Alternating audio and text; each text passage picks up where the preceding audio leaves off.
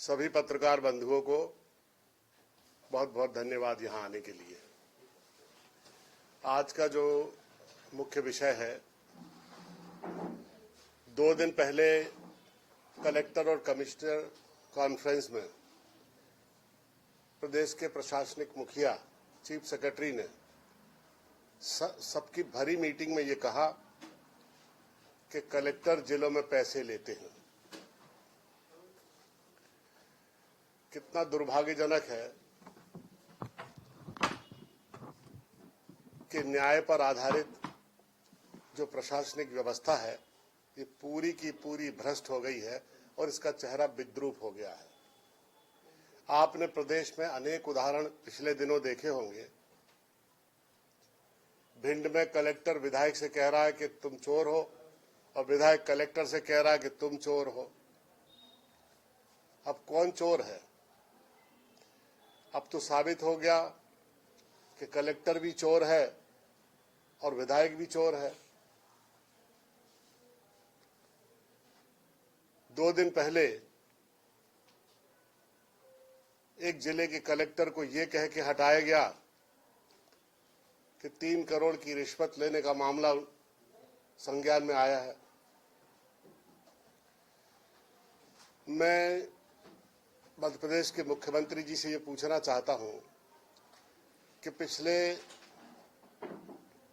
2 दशक से ज्यादा उनकी सरकार है मध्य प्रदेश में, और ये हम लोग जब कहते थे कि पूरी प्रशासनिक व्यवस्था चरमरा गई है, भ्रष्ट हो गई है, तब लोग ये कहते थे कि विपक्ष का ये काम है इस तरह का प्रलाप करना। लेकिन आज पूरे प्रदेश की प्रशासनिक व्यवस्था का मुखिया ये कह रहा है कि पूरे कलेक्टर पैसे लेते हैं। तो मुख्यमंत्री जी ये बताएं, ये आम चर्चा है कि कलेक्टर और एसपी की पोस्टिंग पैसे लेकर होती है, ये पूरे प्रदेश में चर्चा है। समय समय पर अखबारों में ऐसे समाचार भी आते रहते हैं।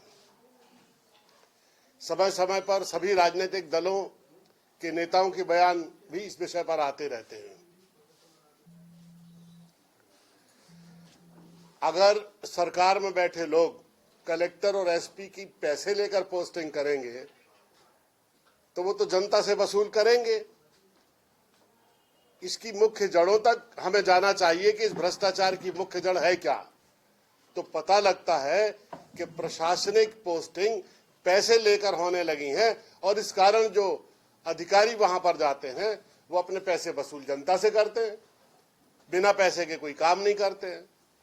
नीचे से लेकर ऊपर तक पूरा प्रशासनिक तंत्र और पूरा ढांचा भ्रष्ट हो चुका है। उसमें ना तो समयबद्ध न्याय है, न जनता की सुनवाई है और ना ही नियमित काम जनता के कोई कार्यालयों में हो रहे हैं। वही काम होते हैं जिन कामों के लिए पैसे दे दिए जाते हैं। और इस सरकार में तो ये भी आम चर्चा है कि पैसे भी ले लेते हैं और काम भी नहीं करते। बहुत दुर्भाग्यजनक है। पिछले 25-30 सालों में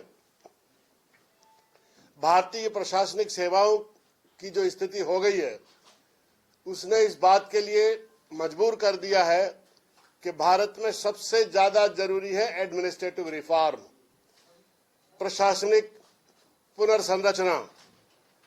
और ये इसलिए जरूरी है कि गुलामी के समय बनाई गई एडमिनिस्ट्रेटिव सर्विसेज आज जनोन्मुखी नहीं रह गई है, बिल्कुल अप्रासंगिक हो गई है।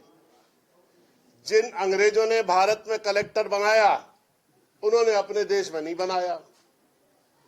आप स्वयं समझ सकते हैं कि आज सब दूर अच्छी न्यायप्रिय समयबद्ध प्रशासनिक व्यवस्था के लिए जरूरी होता है कि प्रशासनिक और राजनीतिक शक्तियों का विकेंद्रीकरण हो। और इसी उद्देश्य से महात्मा गांधी ने ग्राम स्वराज्य की परिकल्पना की थी कि प्रशासनिक सेवाओं का विकेंद्रीकरण हो, डिसेंट्रलाइजेशन हो पावर का।